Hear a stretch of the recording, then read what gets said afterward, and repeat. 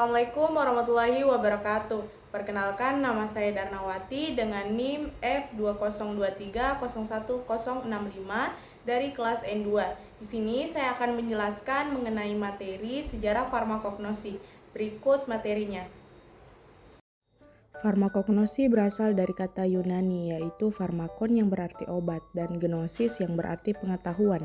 Secara umum, farmakognosi adalah ilmu yang mempelajari bahan obat yang berasal dari sumber alam, baik dari tumbuhan, hewan, maupun mikroba. Sejarah farmakognosi mencakup perjalanan panjang dari peradaban kuno hingga masa modern. Diawali pada zaman kuno. Pada zaman kuno, manusia telah menggunakan tanaman dan bahan alami sebagai obat untuk mengobati berbagai penyakit. Beberapa catatan sejarah yang penting antara lain, yang pertama pada Sumeria. Catatan tertulis mengenai penggunaan tanaman obat berasal dari peradaban Sumeria pada tahun 4000 sebelum Masehi di Mesopotamia. Mereka mencatat penggunaan tanaman seperti opium dalam lempengan tanah liat. Yang kedua ada Mesir kuno, di mana Papyrus Ebers, dokumen medis Mesir yang ditulis sekitar 1500 sebelum Masehi, mencatat sekitar 700 formula obat-obatan yang berasal dari tanaman dan bahan alami. Yang ketiga ada India, di mana pengobatan tradisional India atau Ayurveda juga mencatat penggunaan tanaman obat sejak tahun 3000 sebelum Masehi. Kitab Cakraka Samhita dan Sushruta Samhita menjadi referensi penting tentang obat-obatan herbal di India. Yang keempat ada pada Tiongkok, di mana pengobatan tradisional Tiongkok atau TCM sudah mengenal penggunaan herbal sejak tahun 2700 sebelum Masehi.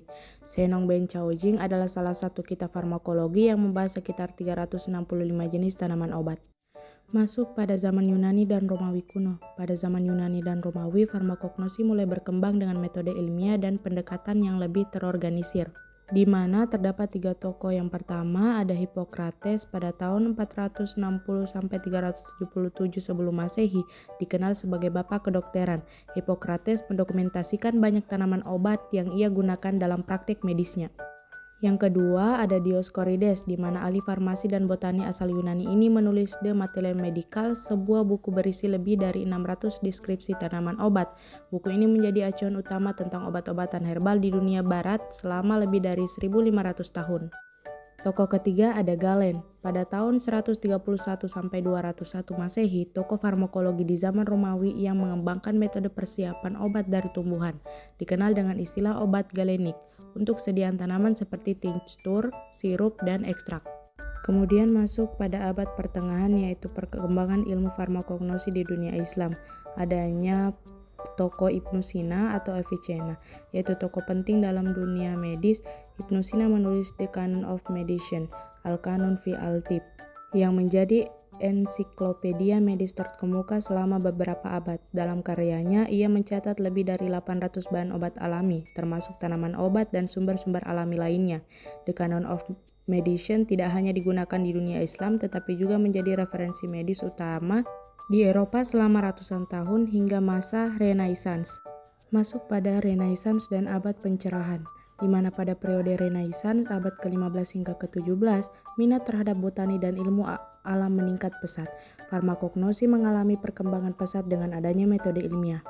Adanya tokoh Leonhard Fuchs pada tahun 1501 sampai 1566 dan karya botani monumentalnya. Leonhard Fuchs, seorang dokter dan ahli botani Jerman, adalah salah satu pelopor dalam bidang botani selama periode Renaissance. Pada tahun 1542, ia menerbitkan De Historia Stripium Commentari Insignis, yaitu komentar terkenal tentang sejarah tanaman.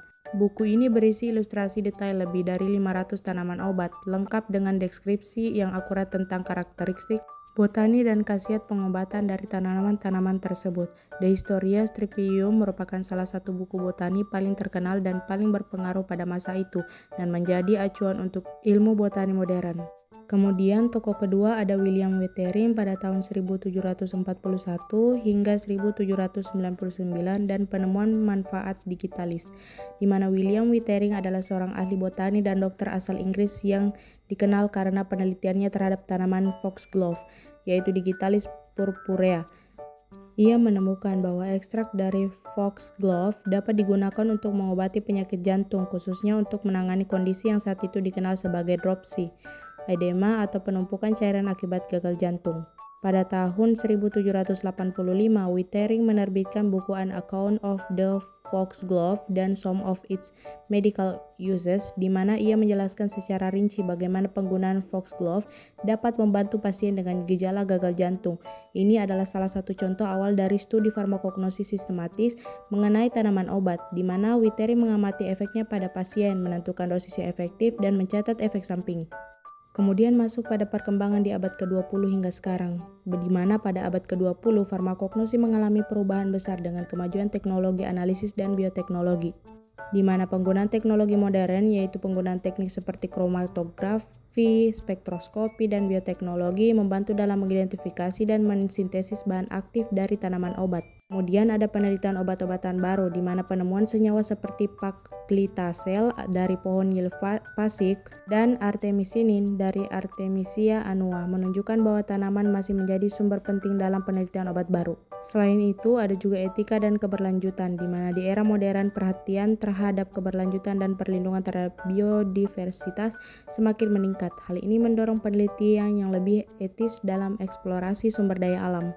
Kemudian masuk di era modern dan tantangan masa depan, di mana saat ini farmakognosi mencakup bidang penelitian yang lebih luas seperti etnofarmakologi, bioteknologi, dan pengembangan obat berbasis tanaman. Tantangan masa depan, farmakognosi adalah memanfaatkan sumber daya alam secara berkelanjutan dan menemukan cara baru dalam pengobatan yang efektif serta aman bagi kesehatan manusia.